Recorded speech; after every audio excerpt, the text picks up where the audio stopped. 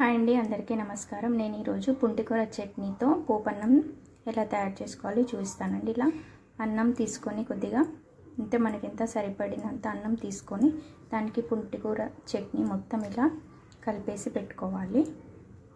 మనం తీసుకోవాల్సింది జీలకర్ర, పల్లీలు, ఆనియన్స్, పచ్చిమిర్చి తీసుకోవచ్చు, ఎండుమిర్చి తీసుకోవచ్చు, కొత్తిమీర, కరివేపాకు తీసుకోవాలి.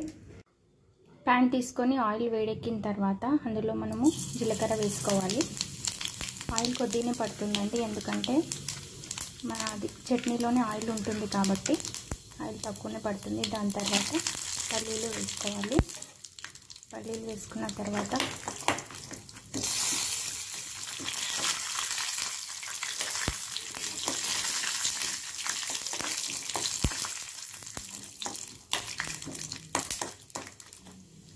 అవి కొద్దిగా వేగిన తర్వాత పచ్చిమిర్చి, మీకు ఇష్టమైన ఆనియన్స్ తీసుకోవచ్చండి. కొందరు ఎక్కువ తినేవాళ్ళు ఉంటారు, కొందరు తక్కువ తినేవాళ్ళు ఉంటారు.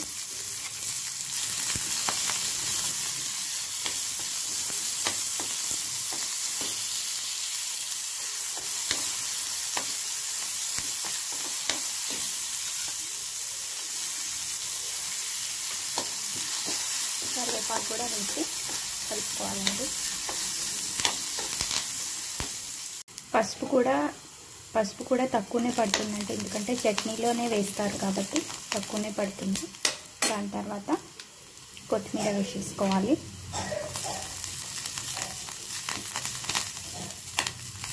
ఇవి కొద్దిగా వేగనివ్వాలి.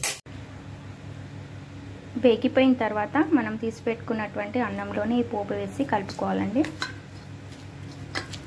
మనకి ఇష్టం ఉంటే అన్నాన్ని మళ్ళీ కూడా మనం వేడి చేసుకోవచ్చు, లేదంటే ఇలాగే తినేసేయచ్చు.